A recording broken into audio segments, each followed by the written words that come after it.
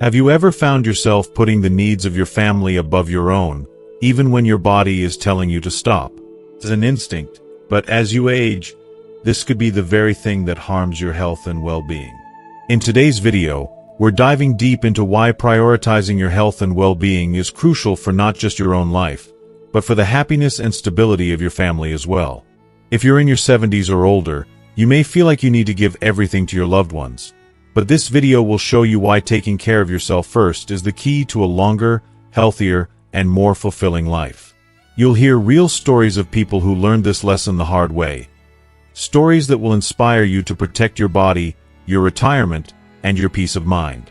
By watching until the end, you'll learn practical ways to balance your family's needs with your health, why setting boundaries is vital, and how to stop the cycle of over-sacrificing.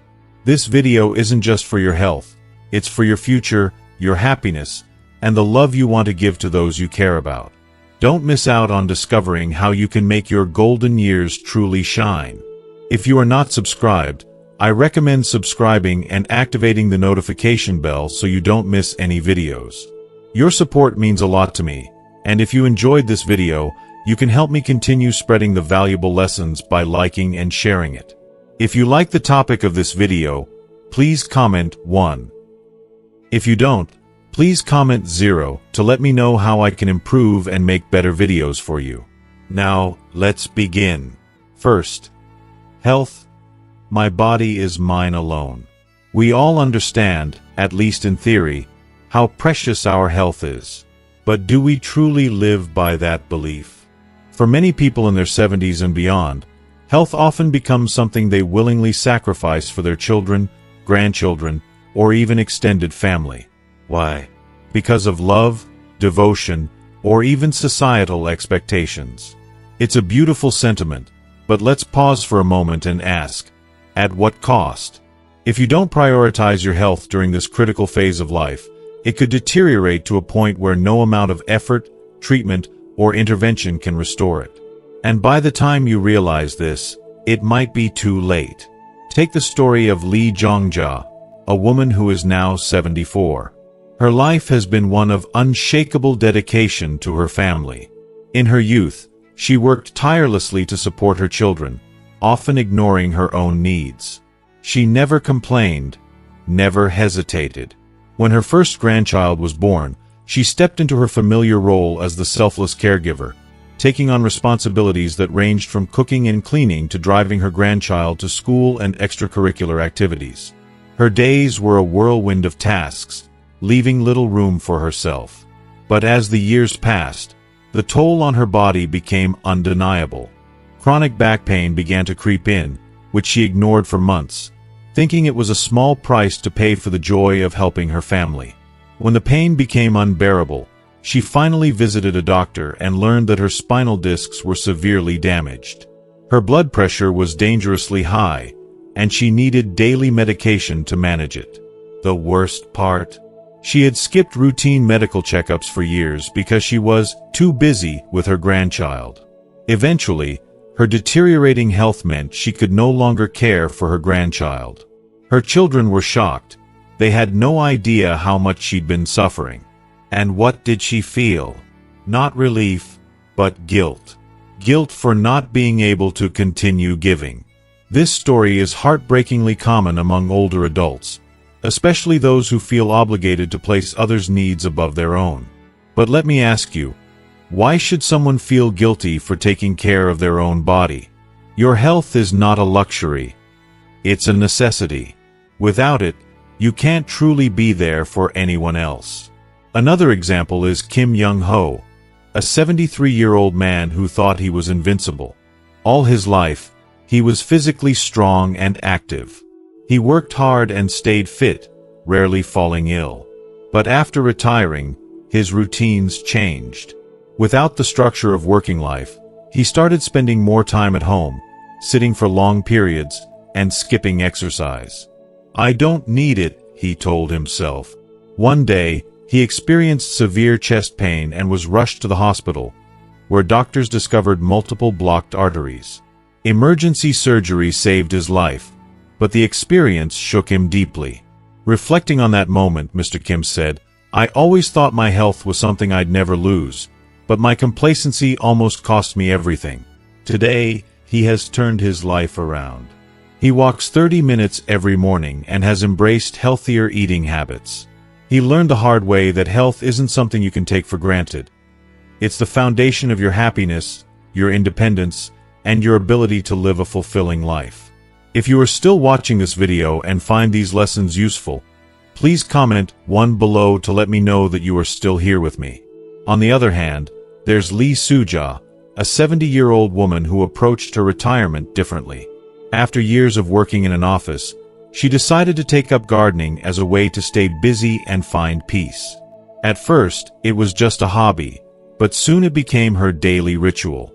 Spending an hour or two each morning tending to her plants not only kept her active but also gave her a sense of purpose. Over time, she noticed an incredible change in her body. Her energy levels improved, and she rarely needed to visit the doctor.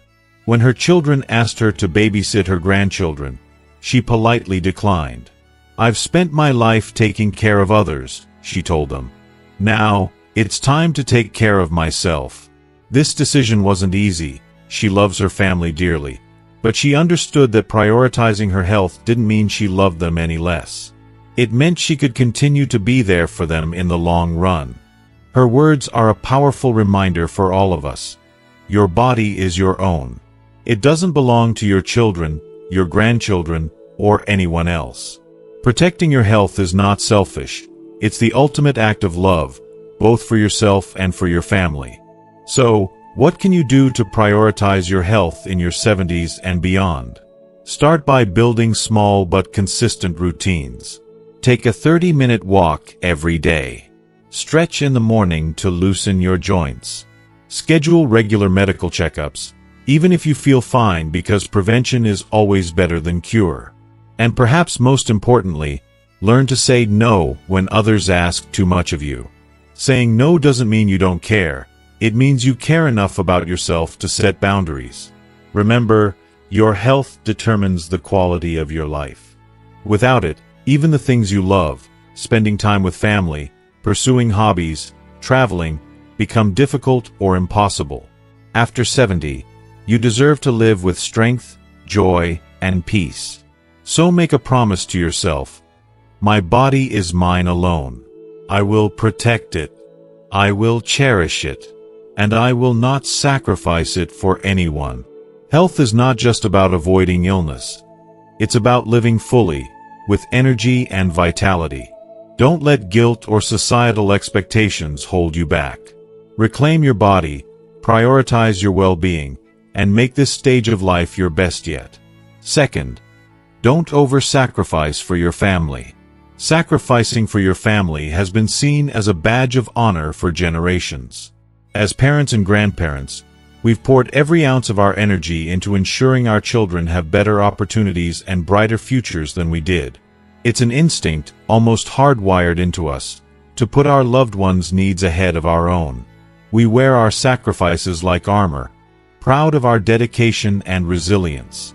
But what happens when those sacrifices start to chip away at our well-being? As you enter your 70s and beyond, it's essential to shift perspective. What once seemed like selfless love can slowly turn into self-neglect. The desire to give everything to our family, while noble, can lead to unintended consequences. Loss of financial security, deteriorating health, and even strained relationships. It's a painful truth that we must face. Over-sacrificing can do more harm than good, not just to ourselves but to the very people we aim to help. The story of Kim Cheol-soo, a father's painful lesson. Take the heartbreaking story of Kim Cheol-soo, a retired man who spent his entire life working hard and saving diligently to secure his golden years. At 70, he had a modest retirement fund, one that could have supported him comfortably for the rest of his life. However, when his children approached him with a business proposal, promising that it was their ticket to success, he couldn't say no. Trusting in their promise to repay him, he handed over the entirety of his retirement savings without hesitation. At first, the future looked bright. But as we all know, business ventures can be unpredictable. The company failed, and along with it, So did Mr. Kim's financial stability. Left with nothing, he was forced to downsize to a small apartment and live on a tight budget.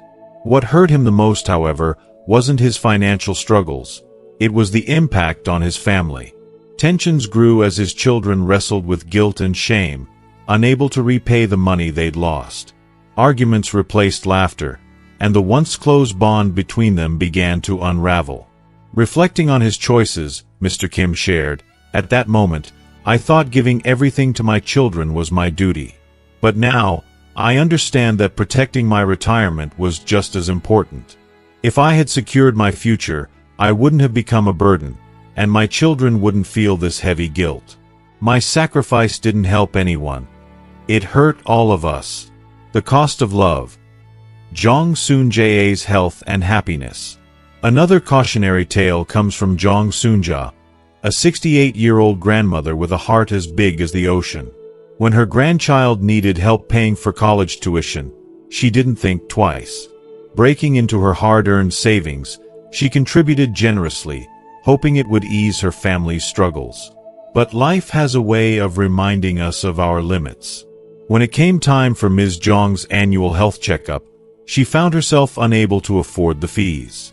She postponed it, prioritizing her grandchild's needs over her own. By the time she finally visited the doctor, her health had deteriorated significantly, requiring surgery. This setback not only drained her remaining savings but also left her physically weak and emotionally drained. The worst part? She could no longer support her children and grandchildren as she once had. Her sacrifice, though well-intentioned, had left her unable to provide the help she desperately wanted to give. "I thought I was doing the right thing," she said with tears in her eyes. "But if I had prioritized my health, I could have been there for my family for much longer." A wise pause. Park Mi-suk's turning point. Contrast these stories with the experience of Park Mi-suk, a 72-year-old who faced a similar situation but chose a different path. When her child encountered financial difficulties, her first instinct was to take out a loan against her house to help. The idea of her child struggling was unbearable. Yet, before she made any hasty decisions, she confided in a close friend who offered her a fresh perspective. "If you fall into financial trouble yourself, your child will only feel more guilt and pressure," her friend explained gently. "Your stability is their comfort. Protect yourself first, so they don't have to worry about you." Those words resonated deeply with Ms. Park. Instead of taking the loan, she sat down with her child for an open, honest conversation. Together, they explored alternative solutions to the problem.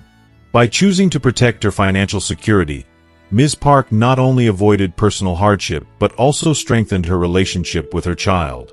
Her decision to pause and reflect became a turning point that preserved her retirement and her family's peace of mind. Why sacrifice needs boundaries. These stories highlight a vital lesson. Love must be balanced with self-care. As parents and grandparents, our instincts may drive us to give endlessly, but we must recognize our limits. Sacrificing beyond our means doesn't make us better caregivers. It can leave us vulnerable, burdened, and unable to truly support our families when they need us most. Before making any significant financial or emotional sacrifices, take a moment to reflect. Can I afford this without jeopardizing my stability and well-being? Am I solving a problem or creating new ones for myself and my family? What will happen to me if things don't go as planned? A commitment to yourself and your family. As you move through your 70s and beyond, your priority should be protecting your health, happiness, and financial stability. This isn't selfish. It's the foundation of your ability to care for others. When you're secure, your family feels secure. When you're happy, your family can share in that joy. Make this promise to yourself. I will prioritize my retirement and well-being, and within those boundaries, I will help my family appropriately. By maintaining this balance, you're not just looking out for yourself, you're giving your family the greatest gift of all, peace of mind and the ability to navigate their challenges without the added burden of worrying about you. Love, after all, isn't about giving everything. It's about giving wisely. When you protect your own life, you teach your family a profound lesson. That love and responsibility go hand in hand, and that true sacrifice never requires you to lose yourself in the process. Third, letting go of the inability to say no. Retirement often brings a much-anticipated gift: more free time. But for many, this newfound freedom can quickly turn into an overwhelming sense of obligation. Family, friends, neighbors, even acquaintances might see your open schedule as an invitation to lean on you for help, sometimes excessively. While helping others is an honorable and fulfilling act, constantly putting others' needs ahead of your own can have serious consequences. Over time, this inability to say no can lead to physical exhaustion, emotional burnout, and even resentment. What many fail to realize is that saying yes to everyone means saying no to yourself, and that's a price no one should have to pay. Let's take a closer look at Jong Soonja, a kind-hearted 71-year-old whose life revolves around helping others. Before retiring, Ms. Jong was already known for her selflessness. She couldn't walk past someone in need without offering a helping hand. After retiring, she found herself with even more time and, naturally, even more requests for help. At first, it felt good, fulfilling even, to assist her neighbors. She began babysitting their children once a week, running errands, and pitching in for home repairs. These tasks, though small individually, soon added up. Days turned into weeks, and Ms. Jong found herself living on everyone else's terms. Every morning, there was a knock at her door, and every evening, she was left too tired to enjoy even a quiet cup of tea. Slowly but surely, her body and mind began to wear down. The realization hit her one evening as she sat with a friend. "I'm so tired," she admitted. "I've spent all my time helping others, and now I have no time or energy left for myself. Is this meaningful?" Her friend gently responded, "Helping others is admirable, but your health and happiness matter too. If you don't take care of yourself first, how can you continue to help anyone?" That moment changed everything. With newfound clarity, Ms. Jong began setting boundaries. She started saying no to tasks that stretched her beyond her capacity, politely explaining to her neighbors that she needed time for herself. And what happened next was transformative. By prioritizing her well-being, she found herself more energetic and, surprisingly, more content. She still helped others, but only when it was manageable, and she no longer felt like her life was slipping away from her. A similar story comes from Lee Kyung-ah, a 75-year-old mother with a heart overflowing with love for her children. Her desire to support them was so strong that she sacrificed much of her stability to do so. Her son, knowing his mother's generosity, started asking for financial help regularly. "Mom, I'm short this month. Could you help me out again?" he'd say, and each time, Ms. Kyung-ah would agree, even though it meant dipping into her limited pension. Over time, the requests grew. Lending a bit of money turned into paying off debts, and before long, Ms. Kyung-ah felt trapped. Her finances were strained, and her peace of mind began to crumble. One night, as she lay awake worrying about her future, she realized how unsustainable her actions had become. The next time her son asked for money, she mustered all her courage and said, "I want to help you, but I also need to ensure I can live comfortably. From now on, I'll only provide support when it's within my means." If you are still watching this video and find these lessons useful, please comment 2 below to let me know that you are still here with me. At first, her son was taken aback, but over time, he came to understand her perspective. Setting this boundary not only restored Ms. Kyung-ah's financial stability but also allowed her to rebuild her confidence and self-worth. Her story is a testament to the fact that love doesn't mean endless sacrifice. It means knowing when to put your own needs first so you can truly be there for the people you care about. And then there's Han Cheol-soo, a 73-year-old who was beloved in his community for his unwavering willingness to help. Mr. Han became the neighborhood's fix-it man, always ready to assist with everything from repairs to heavy lifting. Every day brought a new request. "Mr. Han, could you help me with this? Mr. Han, do you have time for that?" His answer was always a cheerful yes, even when he felt tired or unwell. 4 years, he carried the weight of his community's needs on his shoulders, until one day, his body gave out.